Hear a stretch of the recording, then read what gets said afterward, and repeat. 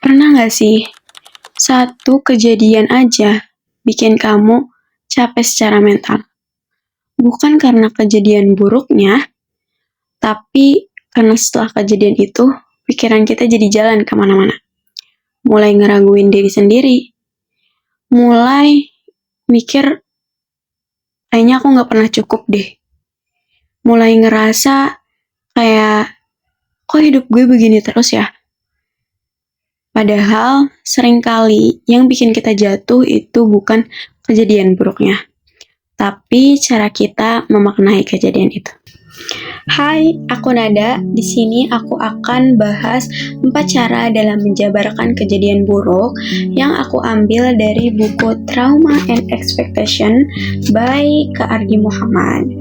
Nah, gampangnya ini adalah pola pikir saat kita ngelihat kejadian buruk dalam hidup.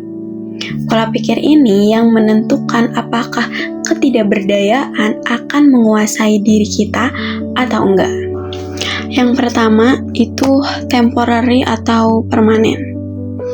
Ketika satu kejadian buruk datang, pertanyaan pertama di kepala kita biasanya, ini bakal gini terus gak sih? Contoh, misal kamu ditolak satu kesempatan, yang kamu rasain bukan cuma rasa kecewa, tapi muncul pemikiran, oh, berarti aku emang gak pernah cukup. Oh, berarti aku selalu gagal. Nah, disinilah muncul masalahnya. Kita seringkali menganggap kejadian buruk itu adalah sesuatu yang permanen. Lalu, tanpa kita sadari, kita mulai berpikir secara ekstrim, seolah satu kejadian itu mewakili seluruh hidup kita. Padahal, kenyataannya nggak begitu. Bisa aja, penolakan kamu itu hanya satu momen, hanya satu fase, bukan identitas diri kamu, bukan juga vonis hidup kamu. Cara kita memberi makna pada kejadian itulah yang menentukan dampaknya. Orang yang melihat masalah sebagai sesuatu yang permanen, biasanya mereka sering dan lebih lama merasa dirinya tidak berdaya. Maka dari itu, menganggap masalah sebagai sesuatu yang permanen itu memunculkan pemikiran yang ekstrim dan membuat diri kita ngerasa gak berharga. So, ayo kita mulai dari sekarang. Ayo kita belajar dari sekarang. Ketika ada suatu kejadian yang datang kepada diri kita, jangan berpikir suatu itu hal yang permanen, tapi ingat, itu cuma satu momen, satu fase yang pasti kita bisa lewati. Oke? Cara yang kedua itu adalah lokal atau everywhere. Apakah kita melihat masalah itu secara spesifik, lokal, atau everywhere, dimanapun, menyeluruh?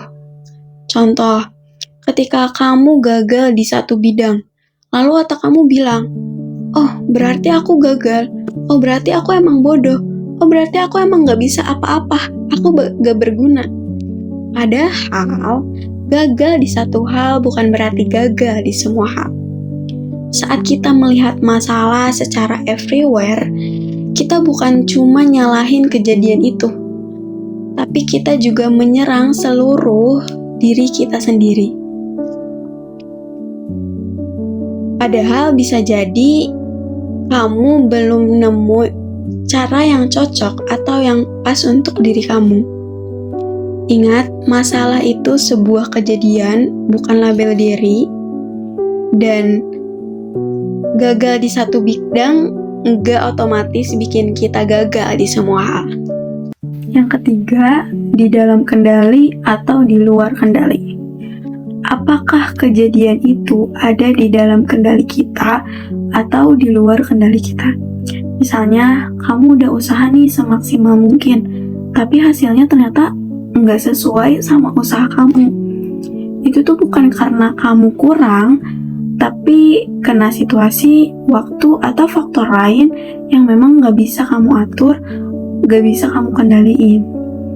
Kalau kita nyalahin diri sendiri untuk hal-hal yang sebenarnya di luar kendali kita, itu kita cuma nambah beban yang nggak perlu.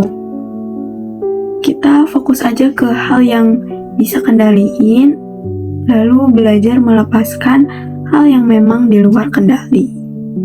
Karena capek itu sering datang bisa jadi karena kita nyoba untuk ngontrol hal yang memang sebenarnya itu tuh di luar kendali kita.